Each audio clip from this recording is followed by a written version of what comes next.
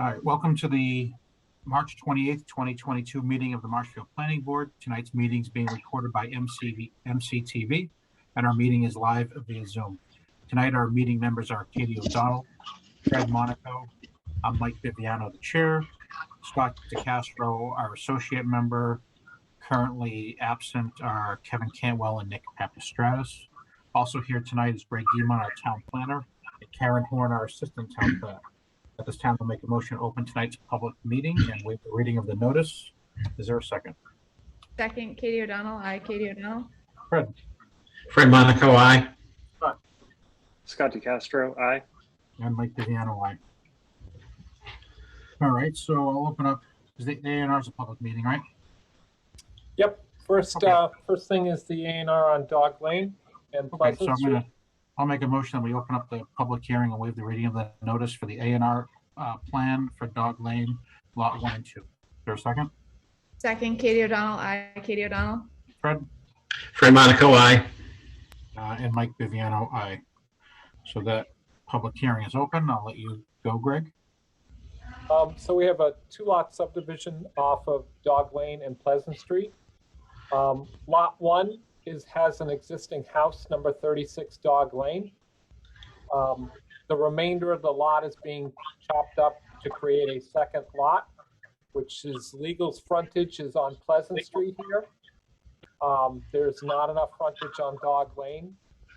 The difficulties with this lot are many. First, if they were to put a driveway in off their legal frontage, they'd have to run it up a very steep hill. Second, you have wetlands in between Pleasant Street and the lot buildable area. The majority of the building circle is within the 75-foot setback. It's also located on the steepest part of the slope.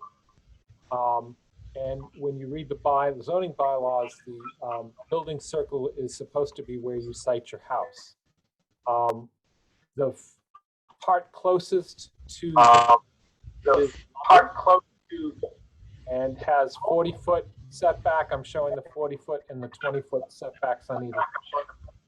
It does have proper area and proper frontage, so the board can sign it.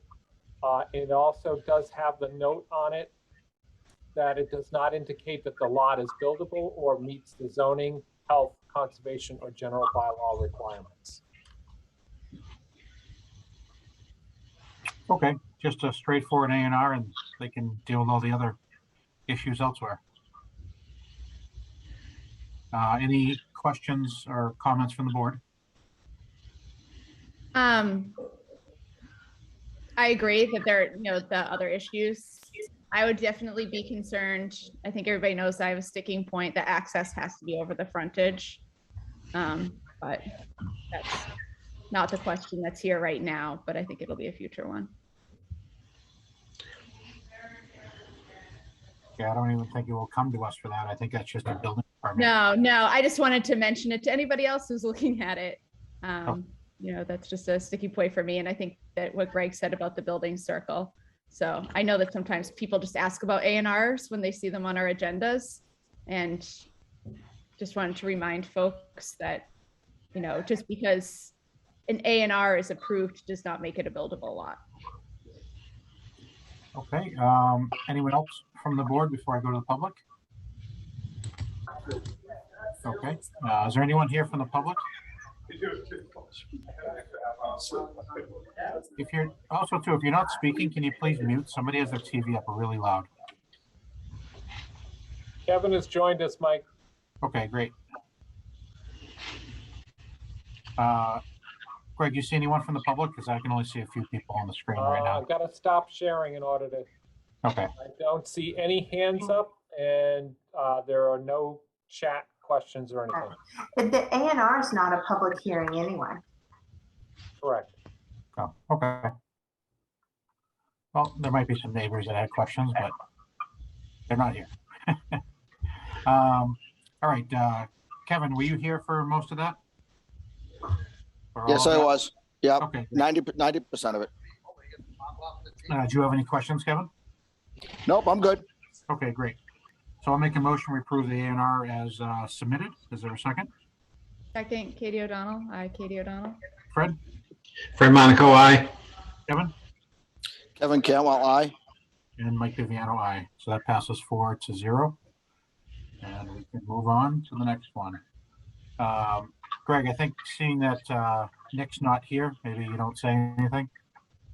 Why don't we continue without taking testimony, but I will give it just an update so people know where we are.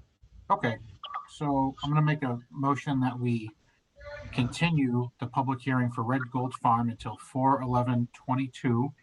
We're not gonna take any testimony, so if you're here for Red Gold Farm, we're not going to have that hearing tonight, but Greg is gonna give a brief update on anything that he has.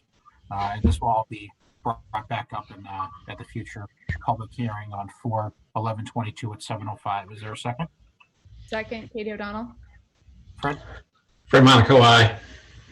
Kevin, Kevin Cantwell, aye. and Mike Viviano, aye. Okay, go ahead, Greg.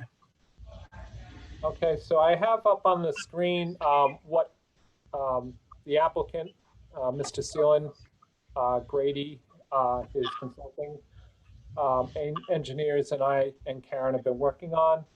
On the left-hand side is another iteration of the standard subdivision.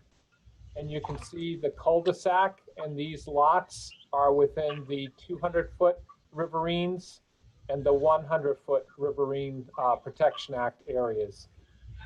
We have been in discussion with him for more than a couple of weeks about possibly doing an OSRD. So what you see to the right is an OSRD layout with a shortened cul-de-sac and smaller road. Shortened road and smaller lots, which get them outside of the 100-foot Riverine Protection Act. It also has all the cranberry bogs on one parcel versus the standard subdivision had a number of different owners involved with the cranberry bogs. So the OSRD proposal would basically put all the development on the south side of the property, and the rest of the property heading north would become open space with the trails, etc. Cranberry bogs would all be in one ownership, and under the OSRD requirements, that would be either turned over to the town or a nonprofit like Wildlands Trust or Audubon or something. The wooden barn that we had been talking about moving on the previous would have been moved up to the drainage lot. That stays right where it is. The metal barn next to it where the road's going in, that would be removed. Previously, it was going to be moved behind some of the houses on Moraine Street. What else did I need to mention on this? For the OSRD, they're going to file an additional special permit, which we would wrap up the subdivision plan, approve that, and then afterwards issue decisions on the OSRD and the Water Resource Protection District special permit, which is also filed. But at the moment, it looks like we're staff and the applicant are in agreement with the direction this is heading. There would still be some sidewalk improvements. There would still be the raised walkway on the south side of the railroad tracks. And there is some discussion. We still haven't had discussion with Eversource yet, but possibly having a bridge put in over the old railroad tracks on the northern part of Eversource to get people off of Webster Street and into the trail network. So that's kind of where we are at the moment. We will know more as soon as they file for that open space residential, and I expect we'll go back to the subdivision on April 11th. Okay, thank you, Greg. So again, that's continued till April 11th, 2022 at 7:05 p.m. Next on the agenda, I'll make a motion. We approve the minutes of March 14th, 2022. Is there a second? Second, Katie O'Donnell. Aye, Katie O'Donnell. Fred, Fred Monaco, aye. Kevin Cantwell, aye. and Mike Viviano, aye. So that is approved. Greg, board report, staff report. Yep, so we do need to vote on the extension for the decision time frame for the Red Gold subdivision till May 11th, which would put us a month past our next time that we discuss it. The reason that we have to do that is we're coming close to the 135 days under state law that we're allowed review time on a definitive subdivision plan. That expires this Thursday. We do have a signed extension from Mr. Seelan already. You say that's until 5/11? 5/11, yeah. Okay, so I vote we accept the signed extension until 5/11/22 on Red Gold Farm subdivision. Is there a second? Second, Katie O'Donnell, aye. Fred, Fred Monaco, I. Kevin, Kevin Campbell, I. and Mike Viviano, aye. So we have until 5/11/22 on that extension. And just remember that the special permits are under a different time frame under state law. We have 90 days after the public hearing is closed for a special permit to issue a decision. So in those two instances, both the Water Resource Protection District and the OSRD, we don't need extensions because we're still in the public hearing process. Okay. Thank you. Next, I sent you an email that we received from the state today on the land calculations. Once again, it's very interesting working with DHCD, trying to get the land calculations figured. Karen has been working with our consultant to get that underway. She's been trying to figure out land areas and stuff for that. We're been doing some background checks on the, or background information for the 40B review. Hopefully by the end of the week, we'll have something for you and also for the Zoning Board of Appeals. Interesting again, Veraki or VRT had an agreement with the town of Marshfield for that lot to pay $90,000 towards the traffic mitigation fund, which we want to make sure that the zoning board and the applicant, Mill Creek, are aware of, and that that should be a serious discussion point with their traffic plans. Article 12 CPC of the town meeting. Next meeting, if the board would like to have a discussion.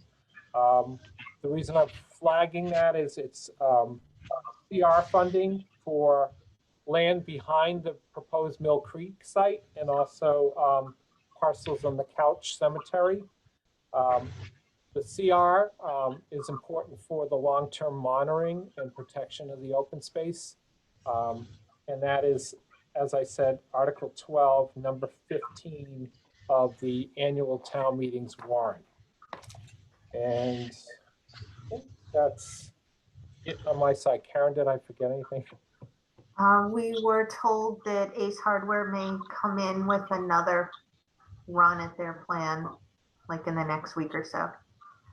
We don't know what that is, but we've been told they've been making tweaks on it to try it again. And I will attend the advisory board meeting tomorrow night for the zoning articles and stuff. Thank you, Greg. Thank you, Karen. Any other board reports at all? Any other business?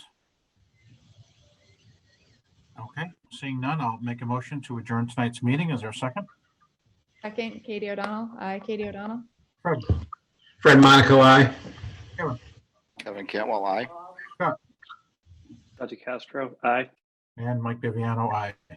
That concludes the meeting. Thank you. Thanks, everybody. Thanks, Okay. everyone.